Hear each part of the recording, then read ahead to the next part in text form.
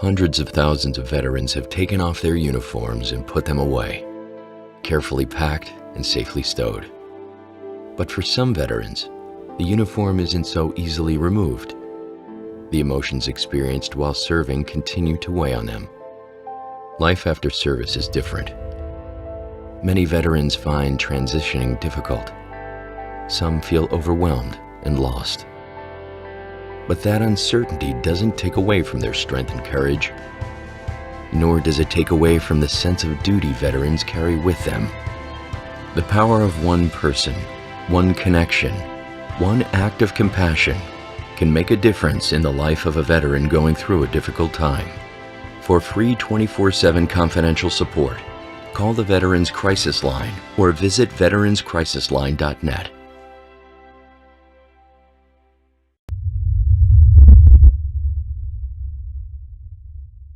Hello and welcome again to Oscar Mike Radio. I'm the host. My name is Travis. Oscar Mike Radio is part of the Hoobazoo Network. You can find out more on hoobazoo.com. Produced by Sinister One Productions, Oscar Mike Radio is also sponsored by Joyce Asack of Asack Real Estate, Reapers Detailing and Power Washing by Army veteran Mark Holmes, and I'm supported by Semper Savage Salad Dressing, Bottom Gun Coffee, and Caisson Shaving Company.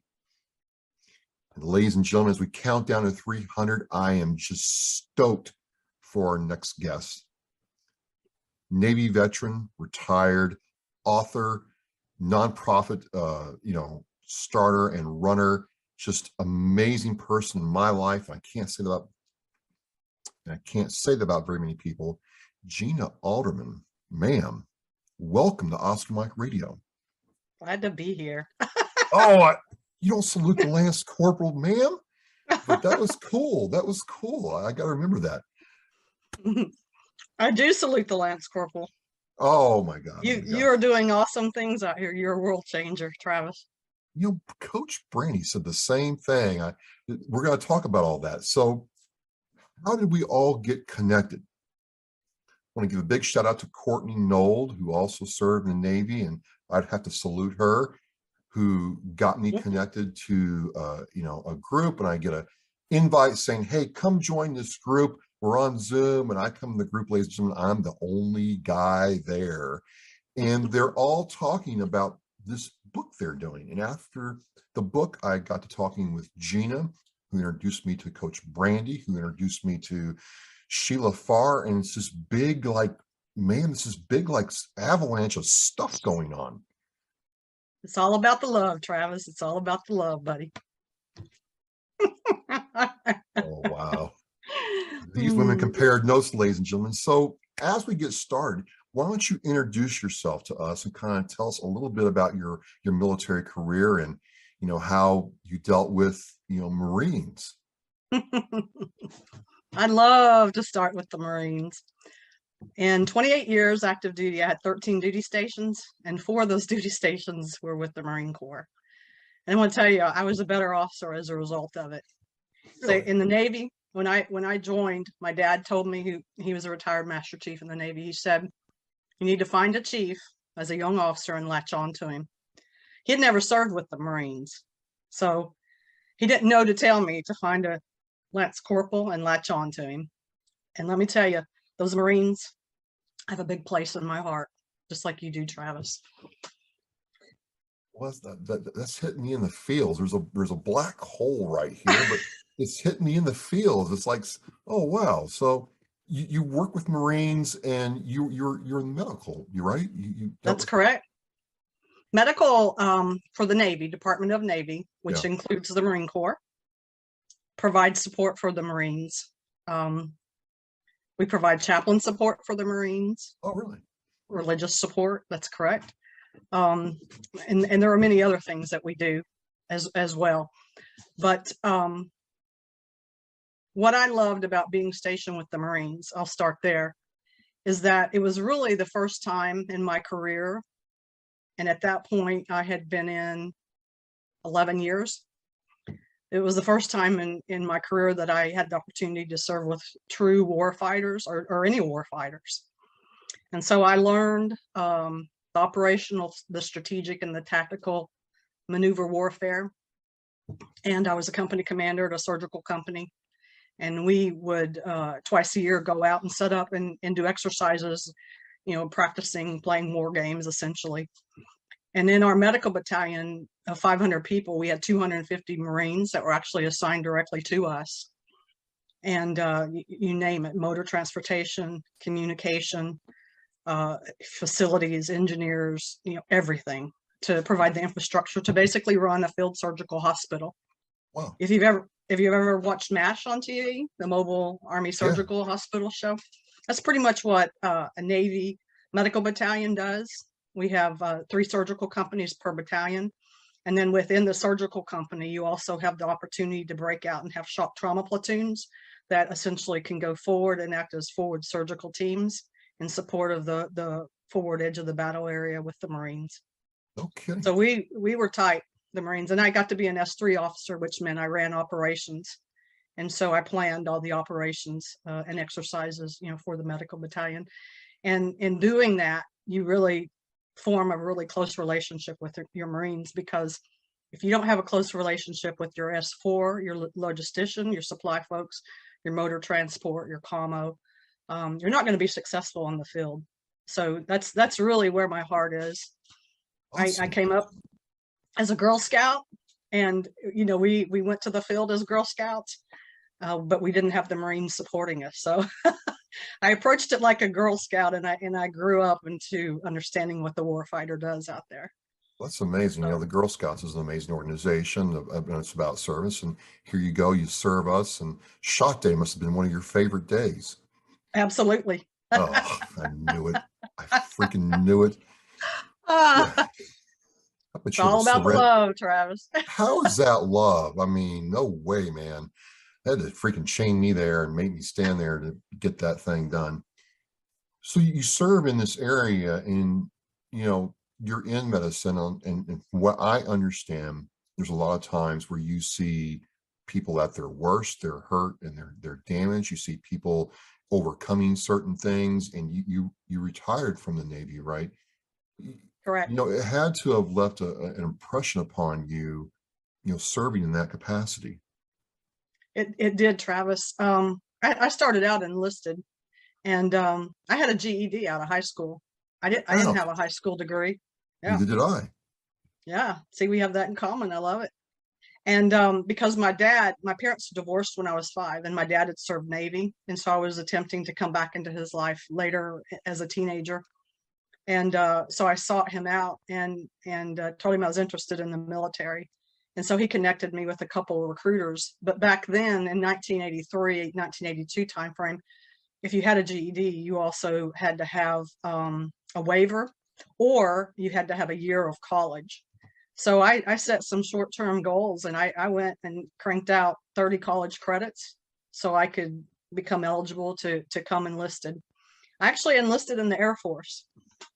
At that time, there was a lot of discrimination and problems going on throughout the services, and my dad felt like the Air Force might be a more, I would say, kind of a protective type service in the sense that you're not deploying a lot. I was working in a hospital as a hospital administrator, medical administrative specialist. And so I dealt with patient care from an administrative perspective. And I got my first taste of field medicine as the air transportable hospital deployed to the field and in practice exercises to prepare for worldwide mobility and deployments. So what I love about the military, Travis, is that they really push education. And so after my first year in the Air Force, I was encouraged by my mentor then, and she's actually the endorser for this book that's coming out, now retired Air Force Colonel Nancy McDaniel. She looked at me and we talked about the education, and she said, you know, Gina, you should really go for your bachelor's degree in healthcare administration and become an officer. She said, because you have the drive, you have the enthusiasm, you have the love, the patient, and for the warfighter. And so I took her up on that. You know, it took me 6 years going to school 4 nights a week and every other weekend, but I got my bachelor's degree. And again, wanting to follow in my dad's footsteps, I joined the Navy and not the Air Force as an officer. What was that like going from the Air Force to the Navy? Usually it's the other way around sometimes. It is, it's really interesting. The more duty stations I had, the more people I found that had actually had a couple different military services. So I will tell you, the first 2 years, it was like learning a foreign language, because in the Air Force was very much like the Fortune 500 company. And so if you can imagine working in a corporate environment and working in a hospital environment, very much like that. But coming into the Navy, everything had nautical terms. Even if you're in a fixed facility. My first duty station was the Naval Hospital Pensacola. I had to learn terminology such as the head, which in the Air Force was a latrine, the bulkhead, which is a wall. Yeah. You just speak to your commanding officer and you say, "Aye, sir, aye, skipper," just like you're on a ship.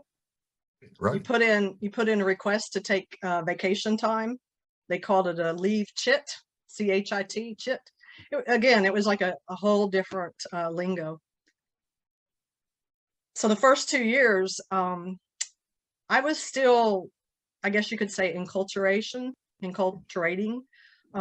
because I really loved the Air Force, and I had served 7 years and I had been an instructor. So it was a challenge. But I was very blessed, because in the Navy culture, they take the most junior officer, which is called an ensign, and they give them duties, collateral duties. And in my case, you're either the boot ensign, which means you're the most junior ensign, or you're the bull ensign, which means you're the most senior ensign. So I was both the boot and the bull. And when you're the boot ensign, you literally carry around a combat boot filled with concrete to all your meetings. And if you show up to a meeting without it, there's penalties and consequences to be had. Really? Oh, yeah. And then when you're the bull ensign, you're in charge of the herd of ensigns, which means you're the SLJO, shitty little jobs officer. And I had 22 collateral duties, and I had to do these monthly luncheons and quarterly Helen farewells and the Navy birthday ball planning and the Medical Service Corps annual ball planning. But I loved it. I thrived. And so that's what helped me enculturate, was doing all those boot ensign and bull ensign duties at the Naval Hospital Pensacola. I learned something new today. I thought officers just had it on easy street, and had Oh, no. all the chiefs and the little underlings to do all their work for them. I didn't realize. Wow. So you and we have boots too. You got to earn your stripes and earn your. Well, okay, that's interesting. Yeah. You go through this, and you're growing your military career. You've been in 2 branches. You're getting your college degree, and you're expanding your practice. But every service comes to an end. And I was just curious if you kind of go over what that end of your service was like to transitioning back to civilian life. You don't have to, but I just, No. I want to. I was just forming the words. Sure. So throughout my career, I had a bunch of short-term and long-range goals.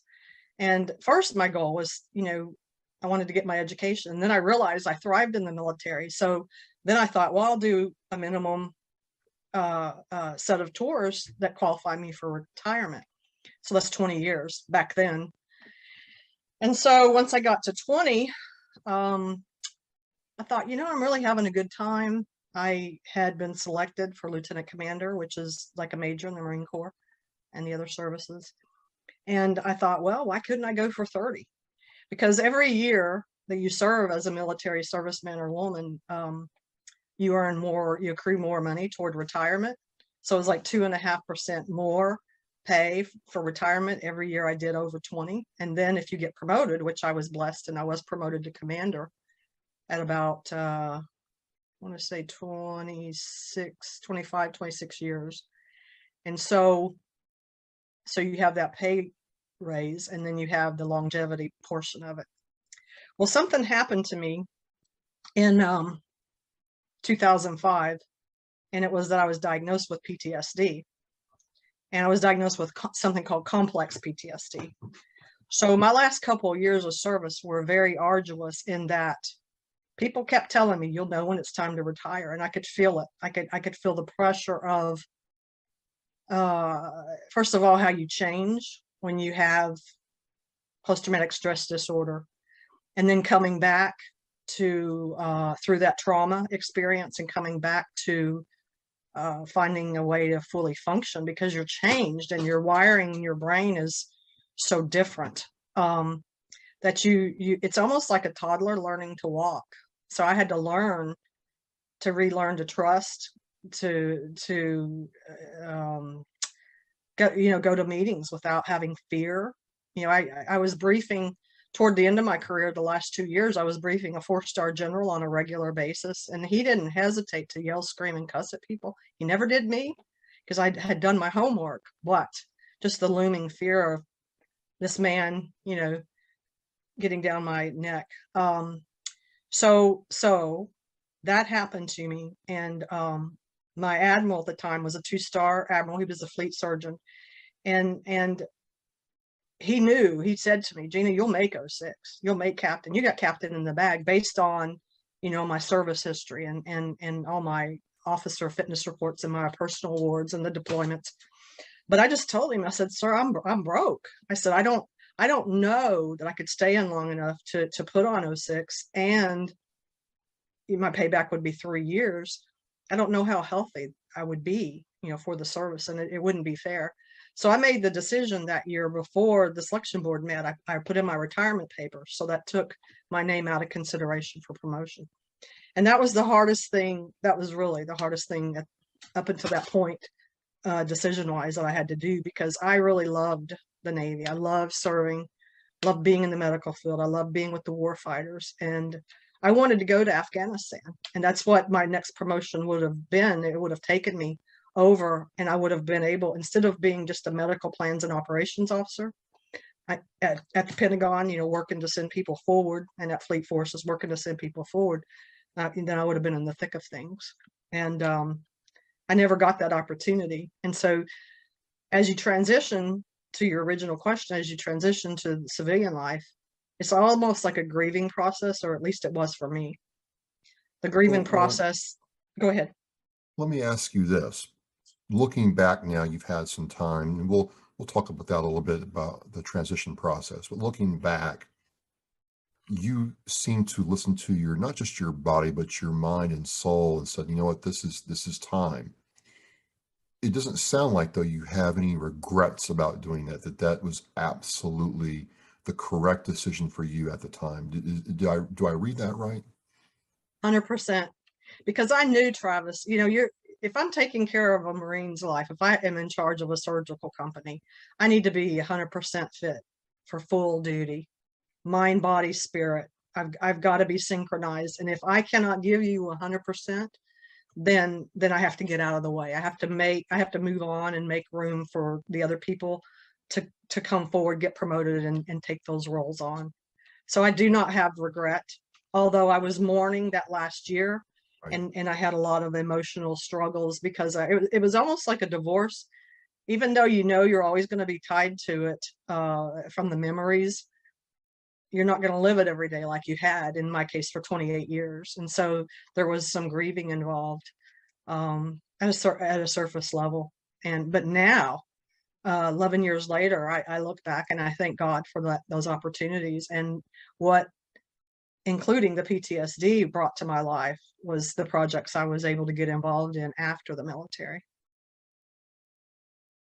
You're not the first officer who's like 04, 05, 06 who told me that there was a grieving time. Like, you think officers have this easy street, and some of them say, it was extremely tough for them making that change for very, different reasons. But a lot of them expressed that there was a time to come to grips with the fact that they weren't in the military anymore, and that things had changed, and embracing that change. So you start the transition process, and you're starting to come more into the civilian life, and you've been one of us now for 11 years, right? We met over this book called, Veterans Unchained, Veterans Unleashed, this whole project. But there's a lot of things that happened to you to lead up to that. Is there anything you'd like to talk about before? Because that's part of the story, how you got to this cool book thing we're going to talk about here in a minute. but kind of fill in that gap for me, please, if you would. I'm happy to tell this story. So in 1994, my first duty station with the Marines, within 3 months of me arriving at 2nd Medical Battalion, my commanding officer committed suicide.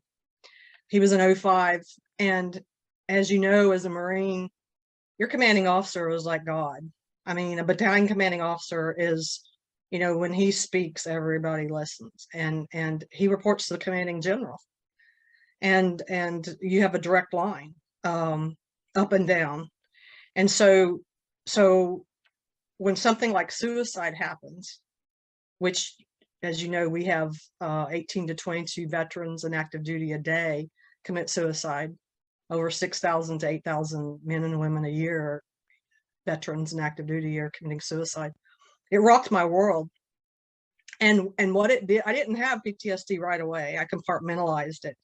But, you know, working with my enlisted troops, them not trusting the officers that were telling them, us not trusting our chain of command, you know, like, you know, we didn't get the help we needed before the CO committed suicide. It changes your whole perspective. And so what happens is when you have a major trauma like that, here's what I learned. So I did a lot of research to try to understand, how did this happen to me? In my case, there was some childhood trauma that resurfaced that I hadn't dealt with, specifically childhood sexual trauma. And so over a period of time from 1994 to 2005, when I was diagnosed with PTSD, these instances of any kind of fear-based activity that would occur in the military or in your private life would continue to create doubt, would continue to create fear. And then eventually, with complex PTSD, there's the straw that breaks the camel's back. And there was an incident that happened to me in 2005 that I was at probably the safest duty station I could have been. I was at Marine University, Quantico, Command and Staff College. But there was an incident that happened to me off duty that then caused me to feel unsafe for about 10 months. And finally, I just, I snapped. And so then I had to get counseling, you know, for about 6 weeks intensive counseling, and hypnotherapy saved my life. But what that did, I can only say it today. I couldn't have said it even probably a year and a half ago. But what that did, that experience allowed me for a brief moment to identify with why and how those 18 to 22 people a day commit suicide. Because although I was never suicidal, I thought every morning during that 6-week period of, man, it would be nice if I didn't have to wake up or get up today, you know, just go to sleep forever. And because you want to be taken out of your grieving and your suffering. So that changed. So from 2005, you know, to when I got out of the military, I pursued a graduate degree in clinical mental health counseling for 2 years, because I wanted to understand at the deepest level, you know, how does PTSD happen? And so I actually took a whole series of graduate courses, and I did 6 months of a 12-month internship for medical family therapy. And it was for people that were essentially terminally ill or had life-altering conditions that would cause an early death. And what I found in counseling those folks for 6 months, and it was all different patients at this particular hospital in the Hampton Roads, Tidewater, Virginia area, I found that I was not ready to be a one-on-one counselor. I was not healed enough to do the level of counseling that someone needed to essentially maybe prevent them from committing suicide, or that the family was grieving their loved one was dying. And often 99 times out of 100, the loved one that was dying, perfectly fine, satisfied, made their peace, but it was their family around them that was having difficulty dealing with it. So if I may, is Yes. that what happened when your commanding officer committed suicide? It wasn't just the fact that this is an individual that committed suicide in your words, we are kind of like a family, whether we want to admit it or not, when we're serving like that. So there are people beneath him and around him that feel this just as keenly as if he were a husband or a brother or a son. And that's a lot to work through, because, you know, there were 4 Marines that died during peacetime in my unit, and it was pretty much, okay, they're buried, back to work at 0700 tomorrow. Yeah. That's a lot to unpack, though, right? Yeah, the Navy medicine in general did. Now this is 1994. Okay. Things have improved since then, but they did send a group of men and women called a sprint team to us, to our battalion of 500. They sent a team of 14 psychiatrists, psychologists, psych techs, chaplains, chaplain religious support staff, and they got us in small groups to try to process how we felt the first instant we heard about his death, and then process how do we get back to the mission. The officers had one opportunity. I was his casualty officer. I identified his remains. I walked into the funeral home. He was dead and naked on a slab. The impact that it had on me personally was much deeper in the sense of the visualization. I drove his car back to the base. I saw, in his car, the last things he had going on. And I had to deal with his wife every day until the military funeral. And there was a lot of anger. He was going to be relieved of command, and she knew nothing. He knew he was going to be relieved of command. He had been told he was under investigation for a few months, but he never told his wife. And so it came when he decided to commit suicide, because I think he couldn't live potentially with the shame or the grief of being relieved of command. It shook her world. And, they had a young daughter and a young son, and they lived separate geographically, not maritally. He would go home on weekends to Charleston, South Carolina, and we were at Camp Lejeune. And so she knew nothing was going on. And so I was cautioned the things I could tell her. The NCIS was investigating. It was like an Alfred Hitchcock movie, Travis. The night they pulled me out there, I was called around 3 o'clock saying, "Oh, the NCIS is going to interview you. You need to stick around the battalion." So I stuck around, and about 7:30, I called my XO at home, and I said, "Sir, they've not called me yet. It's dinner time. I'm going to eat." And he goes, No, wait. So he called him. He called me back, and he said, they're going to get with you any minute. It was 9:30 at night when they finally called me. And Camp Lejeune, there's parts of the base that's very, very dark. And it was raining and storming, very Alfred Hitchcock. And so I drove, to the back of the building to park, very dark woods. The light at the door was flickering, just like a movie. I could hear, the music playing. And I go in, and the NCIS agent wasn't available right that second. So the other guy greeted me at the door, told me to have a seat. When I was eventually called upstairs to talk to this person, big gentleman, he had food on his tie. He was very disheveled, very disorganized.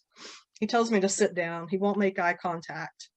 And finally, I get very disturbed. I think it's a tactic they use.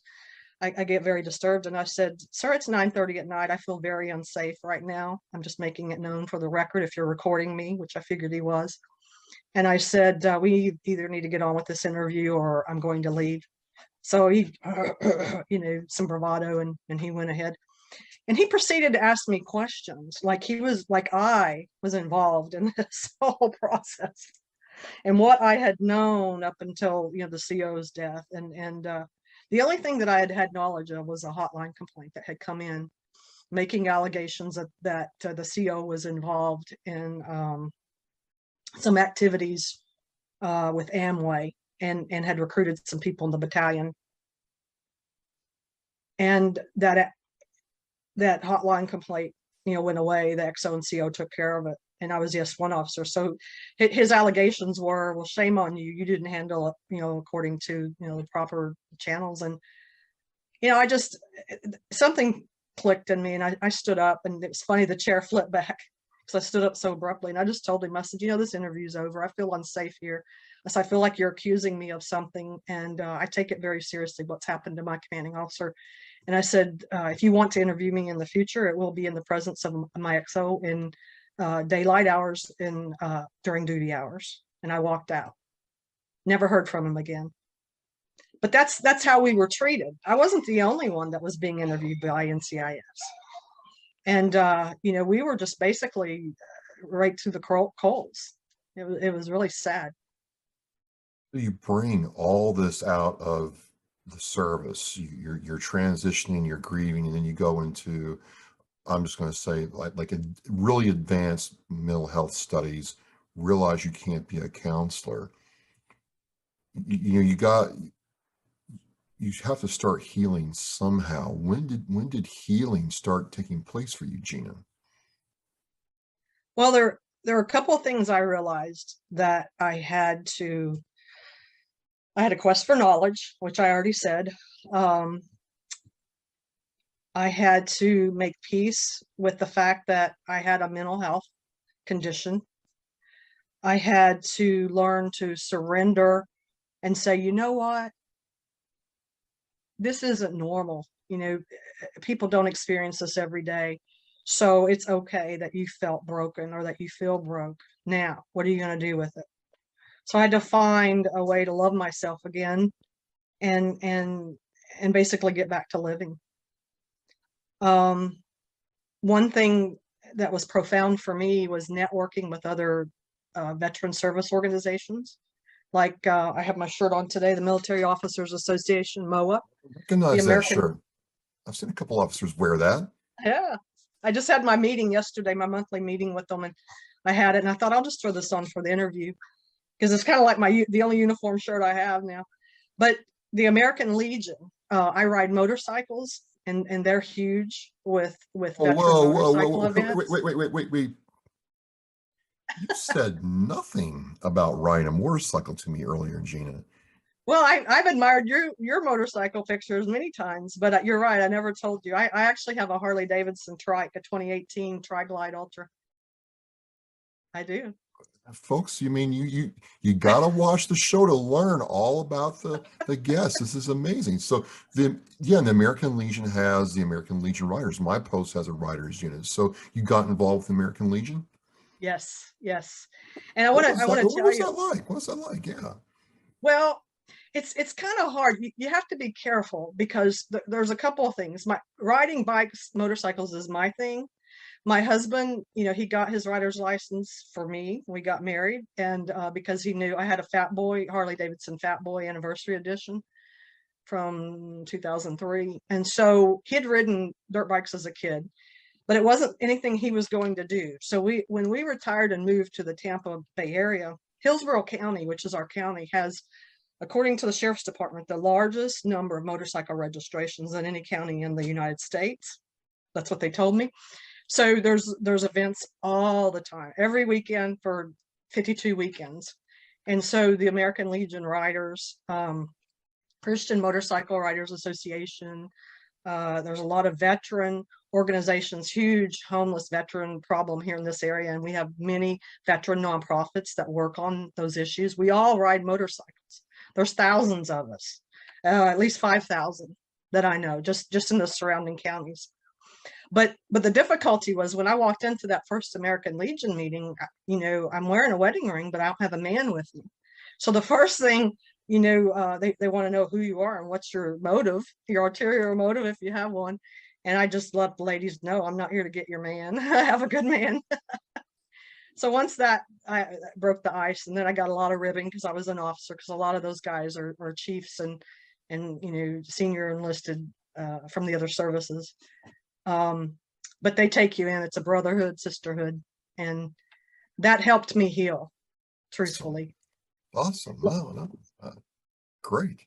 I've given the American Legion a second chance. We'll see how it goes. Let you know, but that's amazing. So, you're doing this and you're going through your healing process, and then, how did you get started with this whole authoring thing with the Veterans Anthologies? Because, that's how we met, and that's how I met Coach Brandy and Courtney.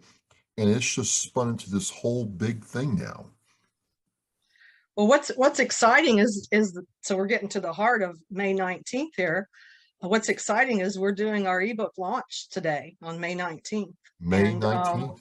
yeah, it's been but I want to say I got to look at the weeks, but on 13, 14 weeks we started this project, and we were all strangers. So I have to back up to answer your question. I found Brandy Miles. I'm on multiple veterans sites, and I was intentionally joining PTSD veterans groups. I had gotten off Facebook during the height of COVID and the presidential election, but I came back recently, so I had to like literally start from scratch with a brand new account. And so as I'm finding all these different Facebook groups, I come across multiple women veteran groups. I mean, to the number of 10,000 strong women veteran groups. And Brandy saw me and other women. She invited us to her group. She is a life coach, what they call play life coach. And I love the interview that you did with Brandy, by the way. It's very playful. Oh, thank you. That was a big home run. So I met Brandy the end of November, and she invited me into Veterans Unleashed, and she has 1,000 women in that group, just went over 1,000 recently. And it was divine intervention, because I'm, first of all, I want to tell you, I am a Christian. I believe in God, but I'm not a Bible thumper, and I don't go to church every Sunday, but I really have a deep spiritual connection with God in my heart. And I have since I was 12 years old, since I became, saved and baptized. But my mind is expanded. I embrace now all religions, not just Christianity, because I believe there's multiple paths to God. With that said, it was almost like, if you can vision in a dream, I don't know if you have dreams, but I have vivid dreams at night, and people appear in my dreams from time to time. And it's almost like people that I've known from the past, or I'm going to know. And Brandy was one of these souls that I felt like I had been walking a similar path, parallel to her at the same time, but we weren't ready to meet yet. And I found out our path started January 2019, very similarly, but on different planes. And it was like, oh, there's Brandy. It was literally like, there is my buddy, my partner, my battle buddy, if you would. Someone I knew was going to come into my life. And I know that sounds, like a bunch of mumbo jumbo, but it was just one of those, like, kind of like people talk about, finding that soulmate. So unlike a romantic love, it was like, this instant connection with a sister. And so then she started telling me, as I life coached with her once a week, she started telling me of the project she's doing, because I was very interested. If you're a life coach, show me by example, what are you doing? And so she was involved in this anthology. An anthology is simply a collection of works, and it can be from an individual like Shakespeare, or it could be from a group of people telling a story. If you've ever heard of the Chicken Soups for the Soul books. Yeah. Yeah, and Reader's Digest, same thing. Yeah. It's a collection of stories. So they were doing, her and Sheila Farr was the visionary author. They were doing a book called Cage Fight, Overcoming the Battle in Your Mind. And so something resonated. I watched them launch that book on January 27th. The day that they launched, it was an ungodly amount. It was like 40,000 other books launched the same day on Amazon. Amazon has a self-publishing tool called Kindle Direct Publishing. They don't charge you to publish your book, your ebook. They do want, if you're going to do a paperback, they want you to sell it for at least 49 cents. So they launched Cage Fight, $1.99. And I watched them on the 27th of January when 40,000 books launched. They were able to go within a 24-hour period. Sheila Farr has an algorithm or a method to the Amazon algorithm, how you can you do so many sales in a very short finite period of time, and that'll take you into the top 100. And once you reach the top 100, there's different categories, but it's like you get a silver badge, and it's like you're an international bestseller. or if you get #1 in any particular category, you get a gold badge, and you're literally a top #1 bestseller in a category. And why that's important is that if you're going to go on into the publishing world, that credential is huge to have. And so I watched them take Cage Fight in 24 hours to international bestseller in 4 categories. And it was only a $1.99 book. And I thought, look at how many people are being reached by, and those stories were telling about how, kind of like what I told you, I sought for learning to surrender and self-love and all that. And essentially they were sharing their stories, how they overcame themselves to live their best life. Right, right. So Brandy and I started talking about how could I do that. And she said, well, just announce in my group, Veterans Unleashed, that you're looking for some women to write a book. And then Sheila got on board. We actually hired Sheila Farr as our literary agent, our publisher, and our mentor. And let me tell you, she charged a fraction of what most of these anthologies go for a minimum $10,000 minimum. She charged us less than $3,000. And then I gave her some extra money because she's put hundreds of hours of work into this process for me. But what I love about it is she gives you all the knowledge. I believe in see one, do one, teach one. So along the way, she's teaching us these techniques, giving me and us, the women in the book, her training slides, so we can go out and do our own anthologies or write our own book. And so we're doing this for May 19th, and the book is launching on May 19th, and I'll have right. the link in the show post where you can get it today. I'm going to get mine. I can't wait for this. I've got it because I've had a chance to meet some of the women who contributed and, talk with them, a couple of them, and see their story. And I was part of that group that one night where we got connected, and it's women veterans serve. They're getting more represented, but they're not represented as much as other groups are. And it's really different as a guy to see, the nuts and bolts of women coming together, not to, like, I got sisters, so I know how, well, look at the dress she was wearing. Oh, did you see how she did that salad? She couldn't, right? You all do that. You just do. But it's not like that now, where there's 10, 12 women in a group, all of them coming together like this to move this forward. And you all are helping each other heal and, attain goals and network and empower each other. I got to tell you honestly, Gina, I was like, wow, okay, I don't want to be in front of these women if they decide to take over the objective because I'm just going to get mowed down. But I think we need to see more of that. And I just found that very empowering for that moment in time. Yes, and it all started with Courtney Nold. Courtney came to me very, very early in the anthology process. I had to decide a name of our project and had to decide a theme. And Courtney, oh, God sent her to me. She's an angel on earth. I love Courtney Nold.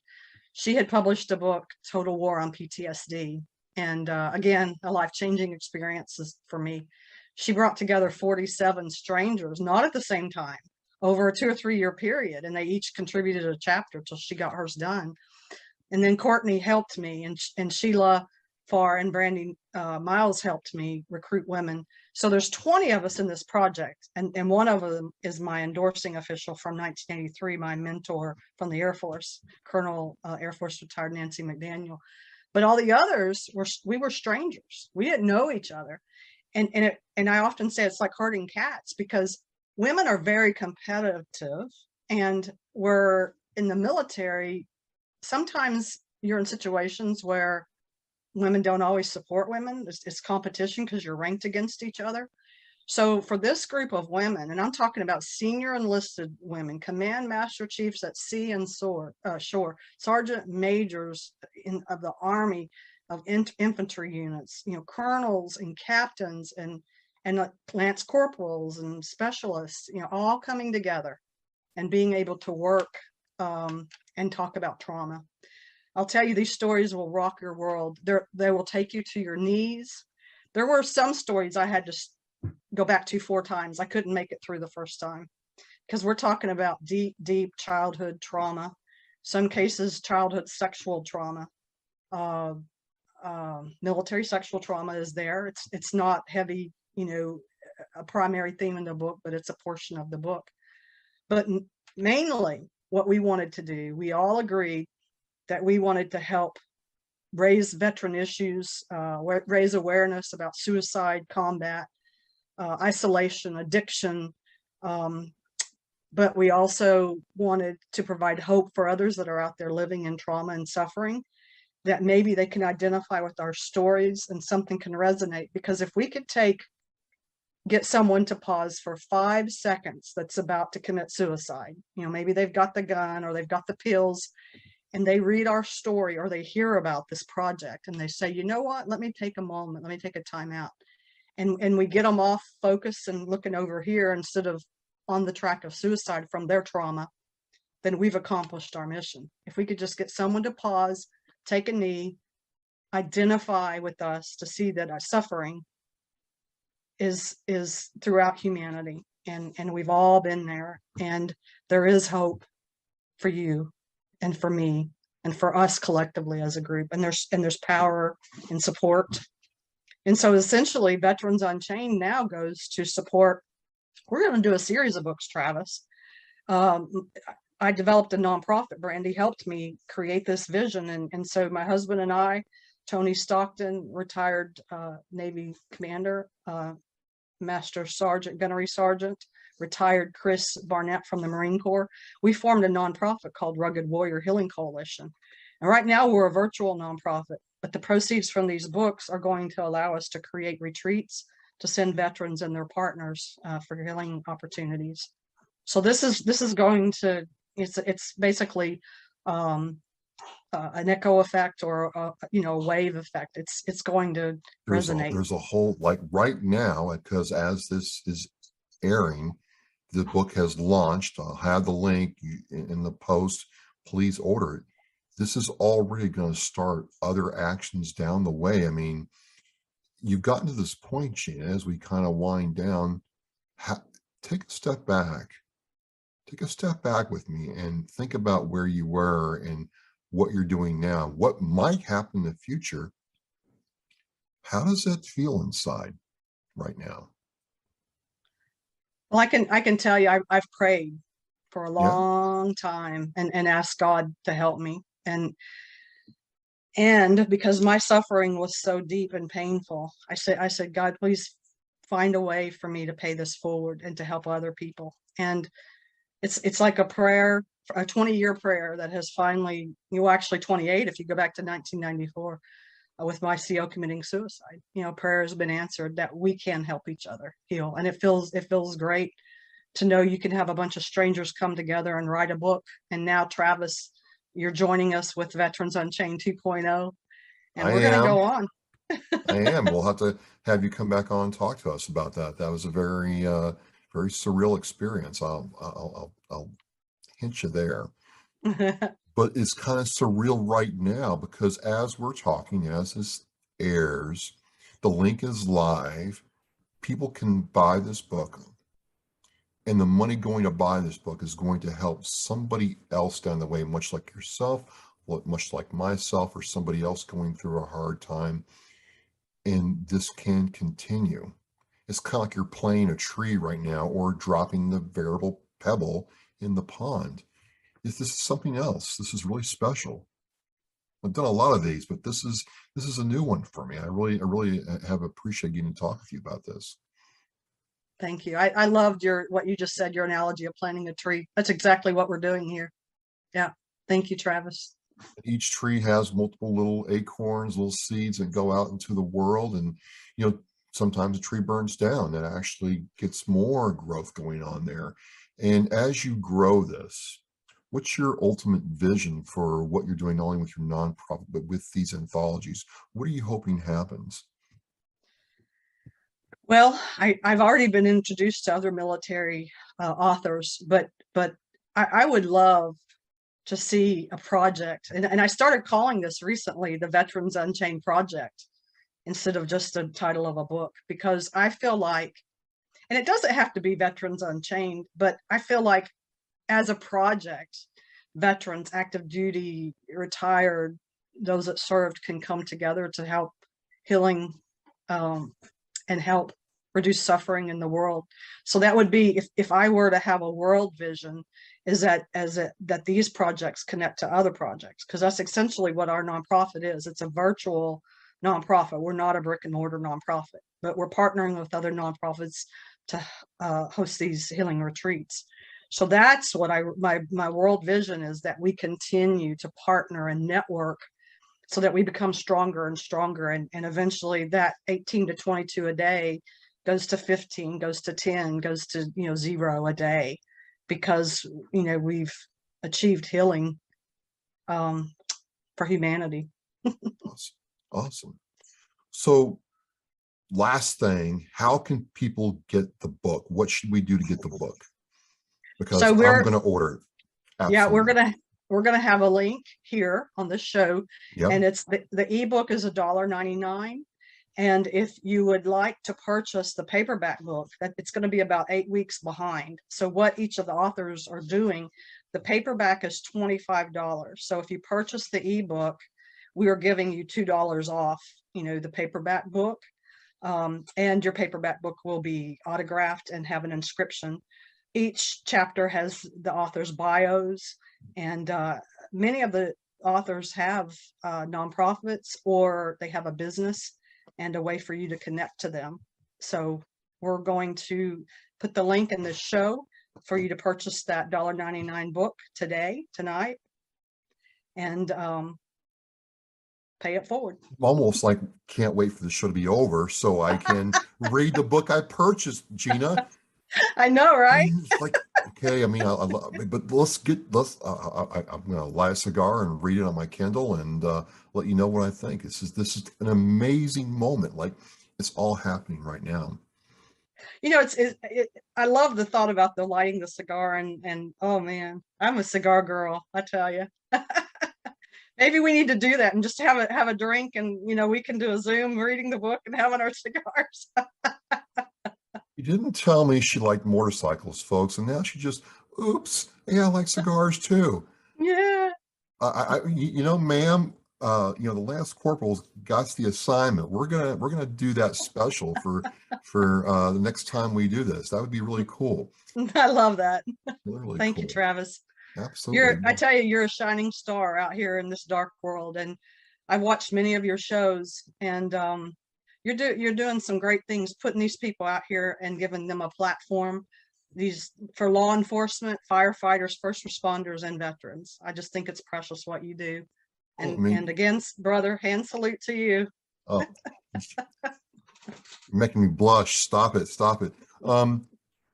No, it's just a purpose that I discovered almost 6 years ago. Got help along the way from Keith Hayes, Ascents to One Productions. We are counting down to number 300. And the fun and the work that I had with show number 1 or 2, versus now hasn't changed. It's effort, sure, but your story has value. Your service has value. What you gave to our country and what you do outside of your service. I mean, you didn't just wilt away into nothingness. You continue to find a way to give back. I believe that these all help everybody, not just veterans or our active duty military. So the salute's right back at you, ma'am. I mean, we wouldn't be here and without people like Courtney and Sheila and Brandy. And yeah, Brandy's show was interesting. I'm telling you, I can't, that's going to be an interesting round too. But, it's all about helping us out, because we're all that's going to help each other out. Exactly. 100%. I'm Travis, the Oscar Mike Radio. I am with Gina Alderman, a retired Navy officer extraordinaire who's put these together. I'm going to have the link to her nonprofit, to the book, buy it now, and leave that 5-star review on Amazon. I know I'm going to. And I'm going to have her back on, folks. Don't worry. I'm going to have her back on, talk about her new projects and nonprofit. And maybe, just maybe one day, we can ride together, man. Now, that would be epic. I would love that. I'd love that. Oh, right. Man, we could just ride off the sunset with our cigars. Right. It'd be epic. We do epic things here. Well, we're going to close this down. Again, I am Travis, Oscar Mike Radio. I'm with Gina Alderman. The link is live now. Buy it now. Don't even worry about it. Just click buy, get it done, leave the review, and we are Mission in Flight. Thank you. Thank you. I want to thank you for joining me and watching Oscar Mike Radio. Now go to OscarMikeRadio.com and click shop to check out all the cool merchandise from Authentically American. All proceeds go to veteran service organizations. We are Mission in Flight.